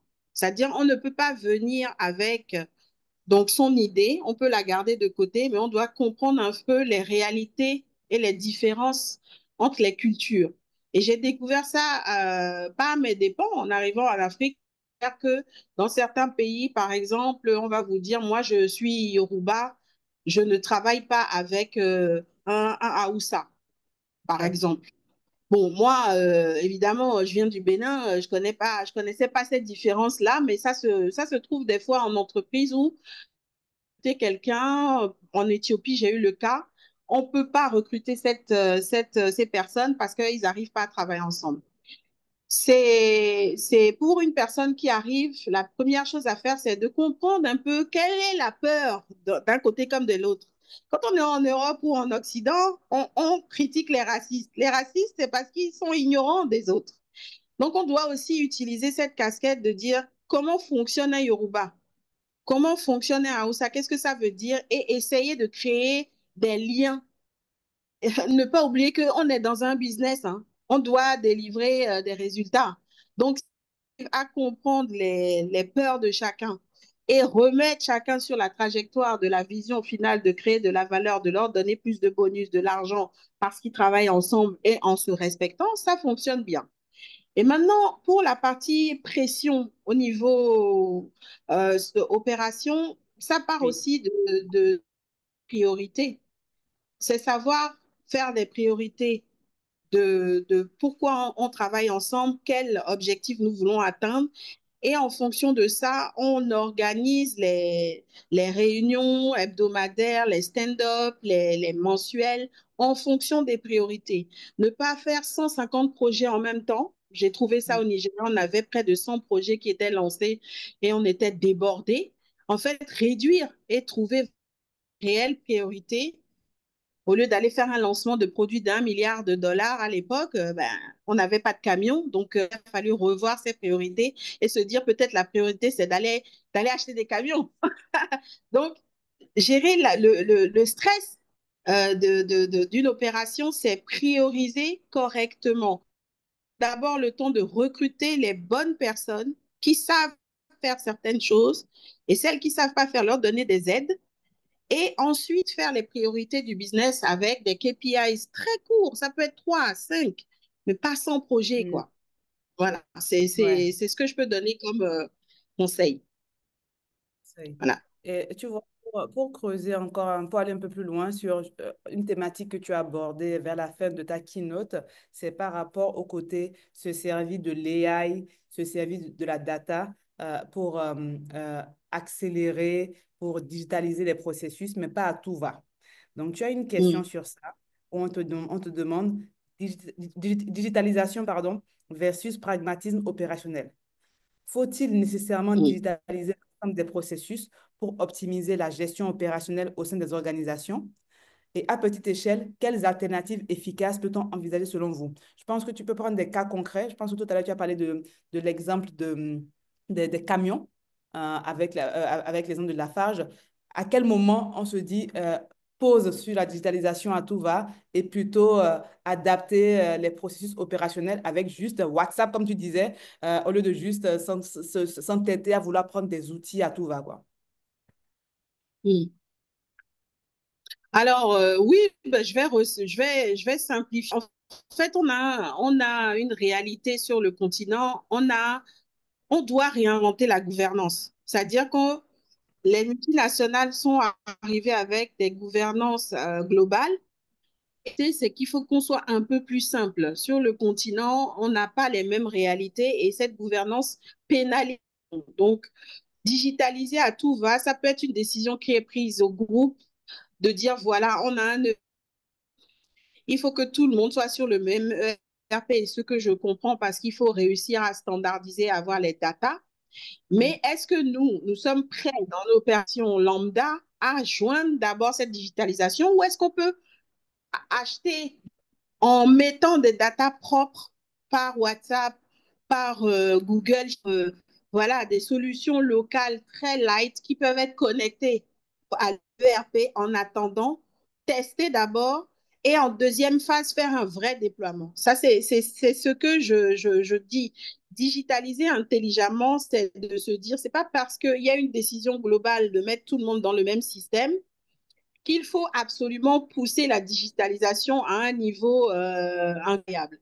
Il faut d'abord regarder encore une fois le client, la problématique de la réalité de distribution qu'on peut pour servir ce client en service ou en trouver des relais locaux qui sont OK, par exemple des OS Microsoft et pas Google qui sont autorisés au groupe, et dire voilà des sociétés locales qui ont développé des applications simples, light, qui peuvent fonctionner dans le domaine. Par exemple, la logistique, voilà, vous avez tel GPS, on a 50 000 GPS, c'est ce qu'on a trouvé au Nigeria, mais on a pris le GPS, on n'en a pris qu'un, on avait 1500 camions, et on s'est dit, mais on va trouver qui vont développer les applications en fonction de notre réalité, parce que vous regardez des speed limits avec votre GPS basé sur l'Allemagne, alors qu'en Allemagne, vous avez des routes, et à l'Est, c'est que ce n'est pas les mêmes speed limits, ce n'est pas les mêmes charges de camions. Donc, on peut trouver des sociétés locales qui sont capables de développer des applis, surtout aujourd'hui, il y a des codeurs qui n'ont pas appris le codage, ils ont appris sur YouTube, j'en ai vu au Maroc récemment, qui font des choses fantastiques, qui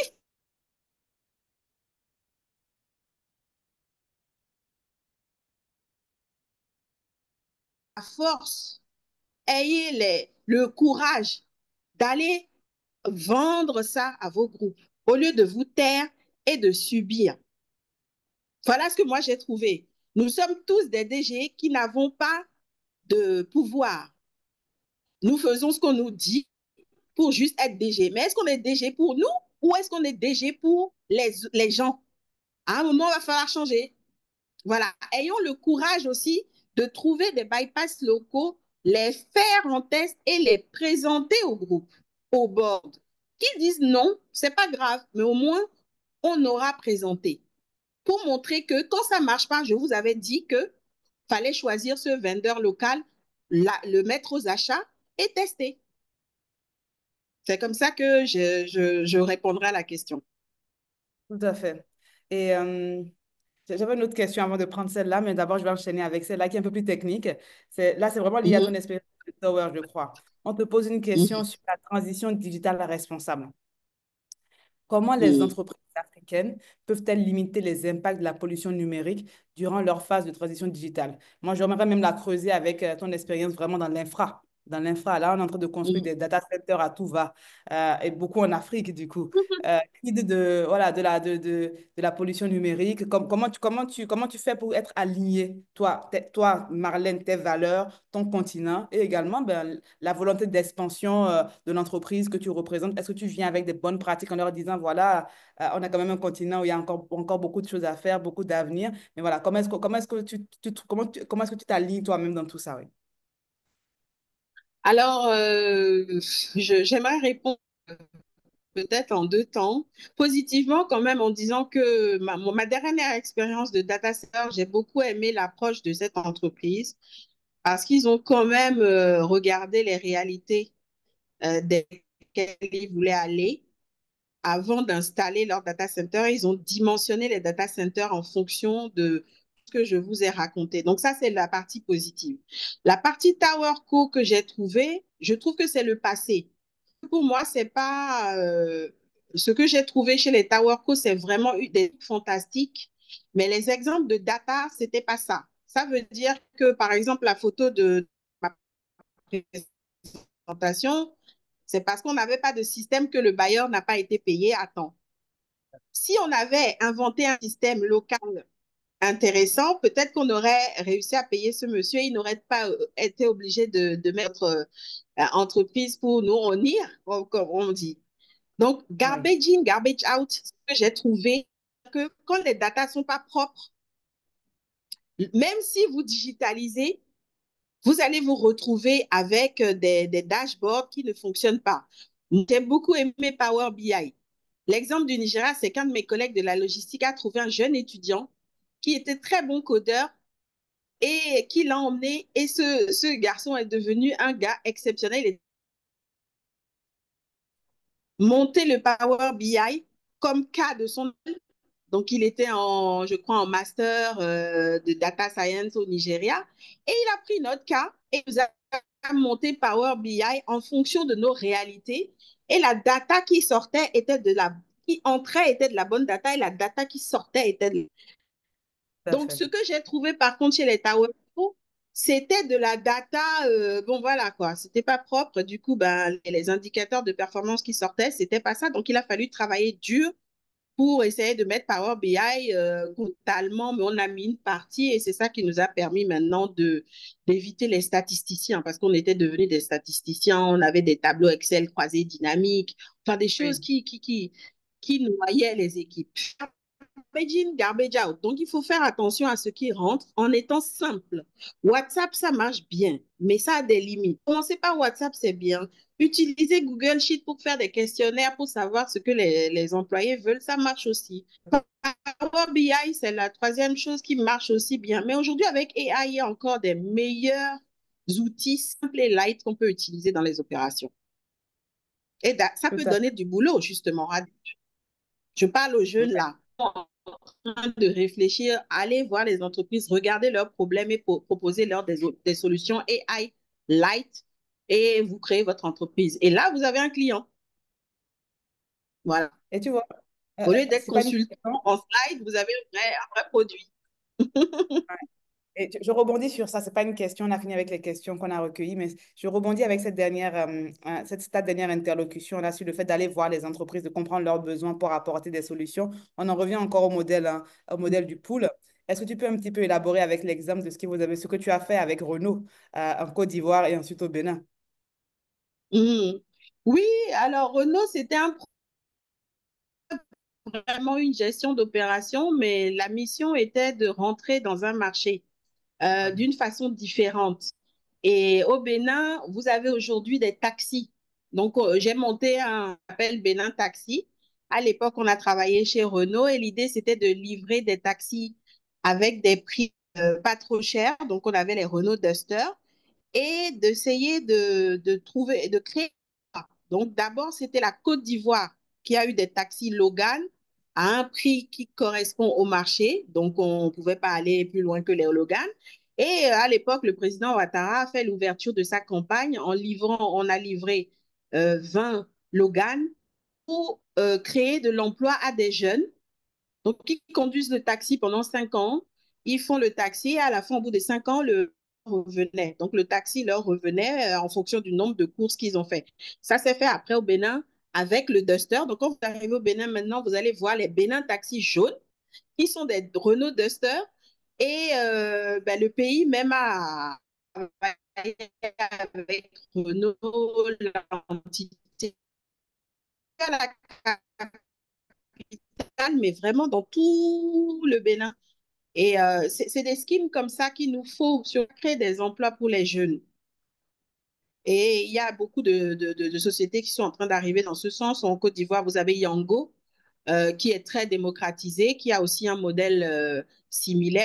Le taxi revient au chauffeur et il peut travailler avec plusieurs plateformes. Voilà des idées. Très bien. Écoute, Marlène, merci beaucoup pour cette première vague de Q&A. On va te laisser reprendre un peu ton souffle. Tu as des premières questions Oui, dans le live, dans la partie Q&A. Il y a une petite bulle en rouge là, avec, je crois que tu as deux premières questions. Mesdames et messieurs, prenez également le temps, profitez-en pour poser vos questions dans le Q&A. Marlène va les parcourir et tout à l'heure, elle va y répondre. Elle va y répondre. Je prends juste 5 minutes pour présenter la collaboration entre Marlène et Entourage pour ceux qui aimeraient aller beaucoup plus loin et échanger de manière privilégiée avec elle. Donc, je partage juste mes slides pendant 5 minutes et après, Marlène répondra aux questions dans le Q&A. Donc, n'hésitez pas à continuer à poser vos questions. Elle est consultée dans quelques instants. Alors, pour ceux qui souhaitent aller plus loin et échanger de manière privilégiée avec Marlène, la réponse se passe sur Entourage. Sur Entourage, Marlène a son profil. Vous pourrez voir ses thématiques d'expertise, vous pourrez voir les évaluations de ses premiers clients et à quoi s'attendre d'une session en tête-à-tête avec elle et surtout les 3 étapes pour accélérer votre trajectoire avec elle. Ça se passe en 3 temps. Une préparation stratégique en amont où quand vous réservez votre session, vous nous partagez vos problématiques du moment. On prépare une fiche pour Marlène pour qu'elle puisse préparer la session et venir dans le call avec des éléments de réponse déjà prêts pour vous. Et ensuite, bien sûr, on vous accompagne pendant 2 mois à passer à l'action à travers le suivi personnalisé avec l'équipe Entourage. Notre proposition de valeur, elle est très simple, elle est très claire. Avec Entourage, faites des pas de géant et atteignez plus vite vos objectifs en Afrique. Ne restez pas seul dans votre coin. Parlez 1 heure avec un expert comme Marlène sur Entourage et vous allez régler le problème qui vous empêche de dormir depuis des semaines. C'est ce qu'on martèle chaque samedi et les clients, les premiers clients, les clients ambitieux ont déjà compris cette mission et investissent dans leur développement. Donc aujourd'hui, si vous êtes prêt à faire avancer votre carrière ou votre business en Afrique, un échange en tête-à-tête avec Marlène vous permettra d'accélérer cette vision. Marlène joue le jeu sur Entourage. Elle met à disposition 1 à 2 heures par semaine. C'est tous les jeudis de 12 heures à 14 heures GMT, si vous souhaitez échanger avec elle, tous les jeudis de 12 heures à 14 heures GMT. Donc, n'hésitez pas à aller dans le chat, il y a le lien vers le profil de Marlène pour cliquer dessus et aller voir à quoi s'attendre d'un échange avec elle. Et cette collaboration, comme je disais, c'est un accompagnement. C'est une formule d'accompagnement avec 3 piliers. Préparation stratégique en amont, 1h15 d'échange et 2 mois de suivi. Et cette offre d'accompagnement coûte 250 euros, soit 165 000 francs CFA. Et vous avez droit à un code promo, Marlène25, qui vous offre 25% de réduction sur votre accompagnement avec Entourage et Marlène. Et ce qui vous revient donc j'ai fait une erreur d'ailleurs, c'est pas 150 euros, qui vous revient à 190 euros au lieu de 250 euros. Donc, n'hésitez pas à aller sur le profil de Marlène et à réserver si vous le souhaitez. Et comme je le disais, sur son profil, vous allez voir son expertise, son parcours et surtout le témoignage de ses premiers clients. D'ailleurs, Marlène, il y a Anzis qui te passe le bonjour. Il a tout Ah, fait pour essayer d'être présent, mais il est actuellement en train d'acheter du mouton parce que la Tabaski, la Tabaski approche. Donc, il a dit qu'il te fait un gros coucou, mais il a trop de moutons autour de lui. Tu vois, c'est l'expérience ça. terrain, pas de plus. Et du coup, il a souhaité qu'on te partage son évaluation. Donc, il disait, Marlène, qui te remercie. Il attendait principalement des conseils pour progresser dans son rôle de middle manager et se projeter vers la suite de sa carrière. Il a été nommé récemment directeur. Il a pris des fonctions de directeur. Et donc, il a souhaité échanger très vite avec Marlène pour anticiper ses 100 premiers jours. Vous savez, en général, quand on prend des postes, il faut avoir des résultats en 100 jours. Donc, il a voulu échanger avec une DG comme Marlène pour savoir comment monter, comment se faire accompagner dans cette transition. Et donc, il dit, Madame Kinifo a été d'une grande aide pour m'aider à structurer l'organisation de mon équipe et la mise en place de rituels. Nous avons également pu échanger sur les formations intéressantes pour prétendre au top management. Ce fut très enrichissant et donc merci Marlène et il te passe le bonjour et il dit à mettre en pratique tes conseils et qu'il n'hésitera pas à te solliciter à nouveau. Alors, donc Merci. voilà les petits mots pour ceux qui souhaitent échanger avec Marlène. Il y a un petit sondage qui va apparaître à l'écran, hein. Si vous souhaitez réserver une session, n'hésitez pas à remplir le sondage. Dès lundi, l'équipe et moi-même, on vous appelle pour vous assister pour réserver. Voilà, il y a le sondage qui apparaîtra. Et donc, Marlène, est-ce que tu as pu prendre le temps de regarder dans le Q&A les questions que tu as reçues? Est-ce qu'il y en a que tu veux aborder et adresser? Oui, alors, j'ai quelque chose qui s'affiche. Oui, Oui, c'est le c'est sondage. pas Tu moi. peux le faire. Oui, alors, pour ceux qui sont là, j'ai deux questions que je vais lire. La première, c'est comment avez-vous géré l'impatience des actionnaires à avoir des chiffres et des résultats tout de suite sans que vous ne déshumanisiez l'entreprise? Hmm. Ce n'est pas évident, hein. Je vous ai raconté mes expériences, mais je n'ai pas fait les choses en un jour. Euh, Regardez encore l'humain. Ça veut dire que pour les actionnaires, lorsqu'on vous présente au board, utilisez vos armes humaines pour comprendre la dynamique du board. Qui est qui? Qui représente quel fonds? Quels sont les jeux de pouvoir entre les board members? Et ça demande de dîner avec eux. D'abord, établir une direction, vous, en tant que CEO, avoir un tableau de bord clair, vous devez leur donner des résultats d'abord, avant de demander. Ça veut dire que d'abord, vous devez comprendre un peu comment fonctionnent les uns et les autres dans un board. Souvent, vous trouverez dans des entreprises 8 actionnaires, 10 actionnaires ou 2. J'ai eu ça. Et il y a des petites guéguerres en fonction du portfolio. Par exemple, moi, j'ai mis 100 millions. Moi, j'ai mis 30 millions. Donc, l'un se sent plus fort que l'autre et plus légitime que l'autre pour recruter un CFO ou autre. Il faut comprendre cette dynamique avant de commencer à présenter des idées. Ça revient encore à la dimension humaine. Prendre le temps de descendre dans la réalité de qui vous avez autour de vous avant, mettez des résultats en face, présentez un tableau de bord avec vos réalités, vos résultats, parce qu'une opération, c'est exécuter en réalité, c'est délivrer des résultats. Vous devez commencer par les résultats et ensuite, vous commencez à rentrer dans les dimensions humaines. Commencez à montrer qui sont vos champions. Commencez à parler des gens de vos équipes au lieu de parler de vous-même, par exemple. Les saluer, de dire, voilà, cette semaine, on a eu tel directeur qui a fait ça, tel manager, tel superviseur qu'on aimerait mettre en avant. Voilà, on a fait, par exemple, en RDC, on a eu des systèmes de reward and recognition avec la nouvelle HR que j'ai recrutée qui était fantastique. Je remercie Aurélie.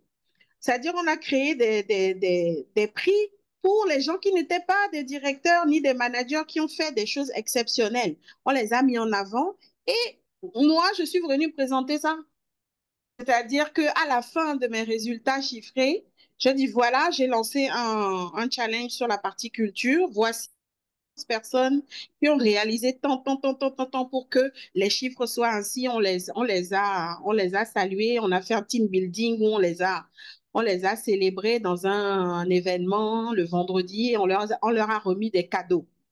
Donc voilà, gérer un board, c'est comprendre la dynamique du board, être patient même s'ils sont impatients, leur donner un peu de résultats, les gérer avant de pouvoir commencer à demander des choses. Mais ne déshumanisez pas vos équipes. Ça revient au DG passif. Nous sommes beaucoup de DG passifs avec les Land Cruiser Prado, les équipes, nanana, les bureaux en climatiseur. C'est ce que moi j'ai trouvé sur le terrain. Allez sur le terrain, aller la journée ou la demi-journée avec la dame de la réception qui voit tous les bailleurs tous les jours et tous les clients tous les jours. Aller dans des camions, aller à l'usine, aller faire je sais pas, de l'ensachage, aller être sur le terrain avec vos équipes. Ne faites pas que des photos pour dire que vous avez fait des photos. Descendez dans les tours. Voilà ce que je peux répondre à cette question. Ça, c'est mon approche. Chacun fait comme il veut. Mais voilà. Pour la deuxième question, comment avez-vous fait pour que la stratégie que vous avez décidé de mettre en place après vos observations terrain dans les Tower Co ait été acceptée par tous les HR, légal, opérations et par exemple dans les Tower Co et le ciment? Eh bien, c'est simple, je vous ai montré l'image que j'ai montrée au board là, chez les Tower Co, qui, qui montre le board très content en haut avec un horizon et le bas, les gens qui souffraient. J'ai eu beaucoup de problèmes avec cette image, mais pas de qui je m'attendais. Ça veut dire que lorsque j'ai préparé un rapport d'étonnement, j'aime faire ça, ça veut dire je descends dans les tours et au bout de 1 mois ou 2 mois en général, il faut laisser le temps, je fais un rapport d'étonnement comme, parce qu'un flying doctor ne connaît pas l'industrie. Il a une expertise, il vient avec les yeux ouverts. Et je donne moi ma lecture des choses pour enrichir la réflexion. Avant de présenter le rapport d'étonnement, il faut faire comme on fait en politique. Ça s'appelle les caucus. Vous devez aller faire des petites réunions secrètes avec chaque personne en leur disant, venez avec vos SWOT, dites-moi quels sont vos vrais problèmes. Si vous étiez à ma place, que feriez-vous? Vous collectez tout ça, c'est un travail d'équipe. Et quand ils verront la présentation, ils se reconnaîtront dans cette présentation et ils diront, ah, mon patron ou mon porte-parole a compris mon problème, le problème de mon département. Donc, c'est ce que j'ai fait avant de monter vers le groupe.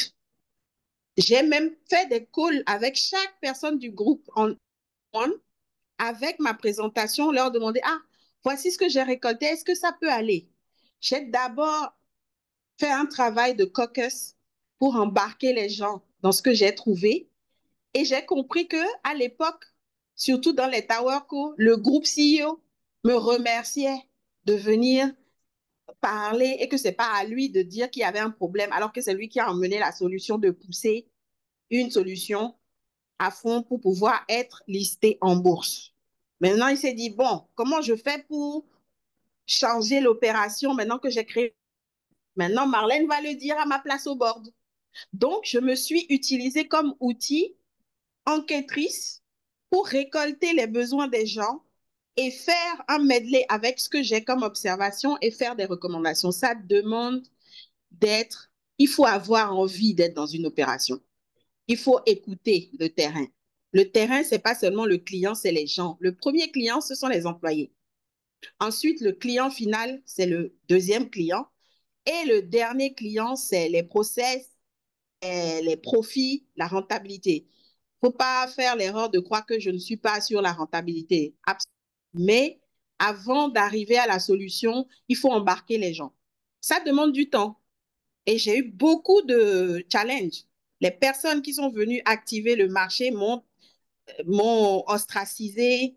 Ceux qui sont venus faire Six Sigma, je suis devenue leur ennemi. Et à un moment, il a fallu que le groupe CEO décide de se décharger de Marlène ou d'eux. Et nous avons eu une... Ça, je ne le cache pas. Aujourd'hui, je peux parler, il n'y a pas de problème, mais j'ai présenté au board mon plan qui s'appelait 3P. People, Process, Performance. J'ai commencé par les gens et ils ont accepté. Voilà. Tu peux répéter encore les 3 P pour tout le monde, s'il te plaît? Alors, moi, mes 3 P, c'était People, Process and Performance.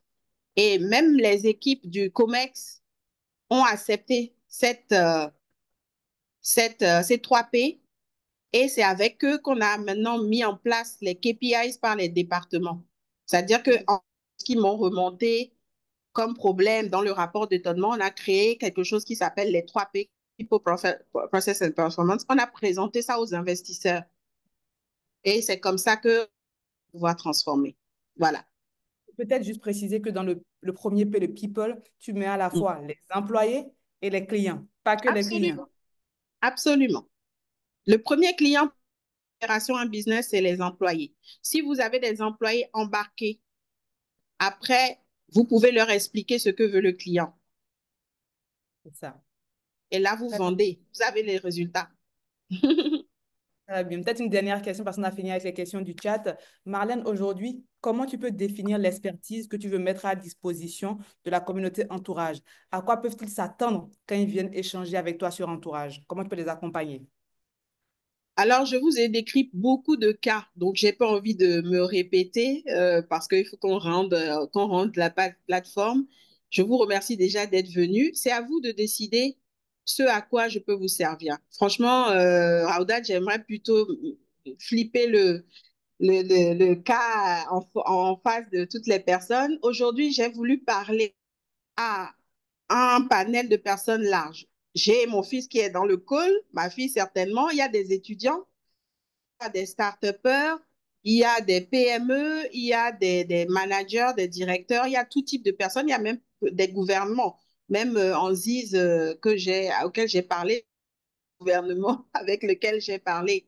J'ai parlé à tout le monde. Donc, à vous de savoir, avec ce grand oral, j'appelle ça mon grand oral du bac, avant le bac, ce à quoi je peux vous servir. Parce que j'ai commencé par une fonction et je suis devenue généraliste, mais j'ai vraiment été au contact de cas qui m'ont rendu tellement, je suis devenue MacGyver, quoi. Ça veut dire que peu importe le problème que vous apportez sur la plateforme, je me ferai un plaisir de me gratter la tête avec vous et de voir si peut-être dans mon réseau, il y a des personnes qui peuvent aussi vous aider. C'est l'objectif d'entourage. Et je répète encore, à l'heure où nous parlons aujourd'hui, vous avez le savoir qui est en ligne, gratuit. Les concepts, les KPI, les histoires qu'on a dans les écoles, on peut apprendre en ligne. Donc, on dit qu'il n'y a pas de talent en Afrique, je ne suis pas d'accord. Aujourd'hui, on peut se connecter sur des applis et apprendre des choses. Une fois que vous avez fini d'apprendre ça, pour monter une entreprise, vous avez besoin d'aide. Vous avez appris aujourd'hui comment fonctionne une opération, mais maintenant, est-ce que vous avez des idées que vous voudriez soumettre sur lesquelles nous, on peut vous aider? C'est tout. Donc, la plateforme Entourage sert à ça. N'allez pas perdre 10 mois ou 2 ans à monter une entreprise qui ne fonctionne pas tout seul dans votre coin, comme j'ai vu beaucoup, alors que vous êtes expert réel, pas des cours académiques. C'est nécessaire les cours académiques, mais il faut savoir le faire au bon moment. Venez avec nous, on n'est pas des moutons à 10 têtes, on a juste commencé plus tôt que vous. Tout ce que j'ai fait, je ne l'ai pas fait en un jour. Donc, il ne faut pas croire que je suis une star. Non, ça a mis 25, 26, 27 ans. J'ai commencé à travailler réellement à l'âge de 16 ans, si je devais vraiment regarder. Donc, posez vos problèmes, mais osez. Ne dites pas, ah, je ne peux pas le faire, entourage. Non, entourage, c'est des vrais experts. Ce n'est pas juste des professeurs. Nous ne sommes pas des professeurs. Voilà. Et peut-être que je vais préciser également, parce que Marlène, tu as parlé si vous avez une idée, venez, on peut vous aider. Aziz, il n'est pas entrepreneur. Il y a aussi des Non, profils qui veulent parler à Marlène, qui sont là pour diriger des organisations, peut-être pas les monter, mais pour gérer des humains. Et ça rentre également dans le spectre de ce que font nos experts. Comment est-ce qu'on prend des fonctions, comment oui. est-ce qu'on dirige sans casser l'humain, en fait, Hmm. globalement. Peut-être une dernière. Investissez en coaching, investissez en vous avant d'investir dans des concepts. Aujourd'hui, il faut le faire. Nous, on a fait l'opposé parce que le marché était comme ça, mais aujourd'hui, il faut prendre du coaching il faut investir en soi, il faut pas monter des entreprises tout seul dans son coin. Aujourd'hui, j'ai une idée, je la cache. Ça fonctionne plus, ça. Voilà, ça fonctionne plus. Et peut-être une dernière question, c'est pour toi. Quels sont tes challenges du moment pour dire, c'est bien, nous, la communauté entourage va venir vers toi pour te poser des questions. Mais est-ce que toi, tu as des challenges du moment, des choses que tu aimerais bien creuser pour que nous, on vienne vers toi avec des réponses peut-être? Non, bon, j'essaye d'être bon, le temps, le temps reste un challenge parce que en ce moment, je suis sur les fronts des start-upers. Je suis passionnée par la tech, les start-upers, et en fait, je joue le pont entre les entreprises, comment se réinventer. Et c'est vrai que le temps me manque de temps en temps, mais cette formule avec entourage où je peux un moment pour faire mes passion projects, ça veut dire les gens viennent me poser des problèmes. J'aime bien cette formule. Donc, je veux dire que les contraintes du moment pour moi, c'est plutôt le manque de temps parce que l'Afrique ne peut s'activer qu'avec les Africains. Je ne dis pas les Africains, seulement les Africains. Il y a d'autres personnes qui viennent, ne sont pas africains, qui s'intéressent au continent. Je leur parle aussi. Mais je me dis, il y a à faire que le temps me manque pour pouvoir répondre à toutes les sollicitations. Donc, si vous D'accord. m'écrivez sur LinkedIn, des fois, je ne vais pas vous accepter parce que je n'accepte que les gens que je connais. Si vous venez au travers de 15 minutes free parce que c'est entourage, je me dis que vous avez pris le temps de travailler votre copie sur vous-même et ce que vous voulez. Et là, sérieux, là, je vous accepte. Et là, on peut parler. Voilà, voilà ce que j'aimerais passer comme message. C'est le temps, mon problème. Le temps, et je pense que justement, c'est ce qu'on résout avec Entourage, comment bien gérer ce temps et le mettre à profit de ceux qui en ont besoin.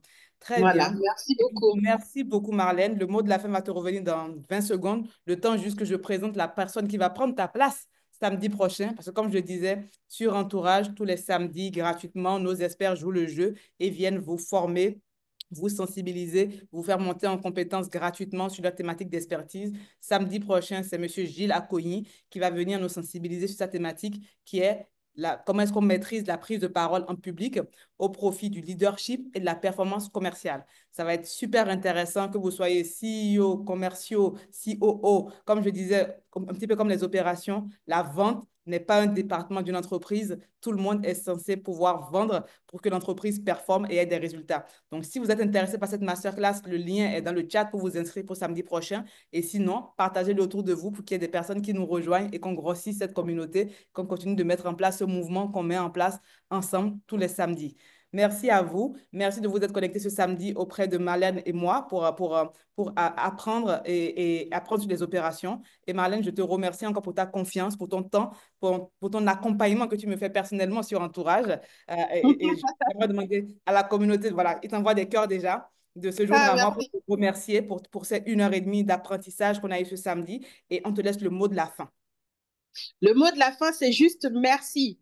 C'est tout. Merci de vous être connectés un samedi et très tôt pour certains. C'est vraiment ça. Merci d'avoir pris le temps de m'écouter et merci à Raodat pour l'opportunité. Voilà. Merci beaucoup. À très bientôt, à samedi prochain tout le À monde. Merci bientôt. beaucoup. Au revoir.